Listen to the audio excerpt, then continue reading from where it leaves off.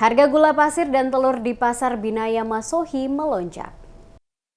Harga-harga bahan pangan pokok penting dan strategis menunjukkan tren kenaikan. Tak cuma beras, harga gula sampai telur kini semakin mahal. Dalam sepekan terakhir, harga sejumlah komoditas pangan di Pasar Binaya Masohi, Kabupaten Maluku Tengah mengalami kenaikan, di antaranya harga gula pasir dan telur. Gula pasir naik dari Rp18.000 menjadi Rp20.000 per kilogram, sedangkan telur sebelumnya dijual Rp68.000 naik menjadi Rp70.000 per rak. Ida, salah satu pedagang di Pasar Binaya Masohi, menyebutkan kenaikan harga telur dan gula pasir ini sudah terjadi usai Lebaran tahun ini. Kenaikan hampir terjadi setiap hari secara bertahap.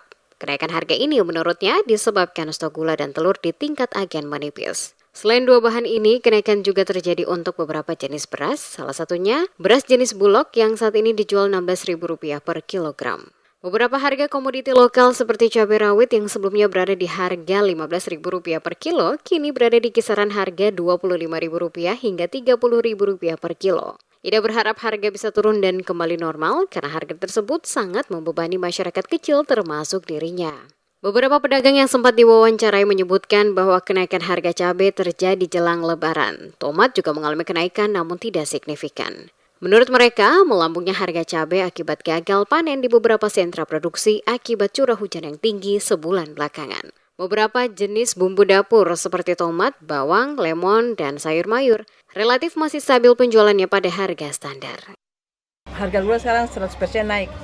Ya, naik akibat apa? Akibat ya mungkin gagal panen, itu faktor apa? Ya itu faktor alam salah satunya toh. Yang kedua mungkin stok gula juga menipis, jadi otomatis harganya bisa naik. Iya, harga per kilo itu berapa, Bu? Sekarang 20.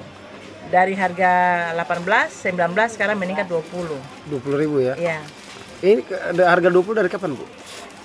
Mungkin sudah habis Lebaran kemarin ya. Iya. Sampai sekarang masih bertahan.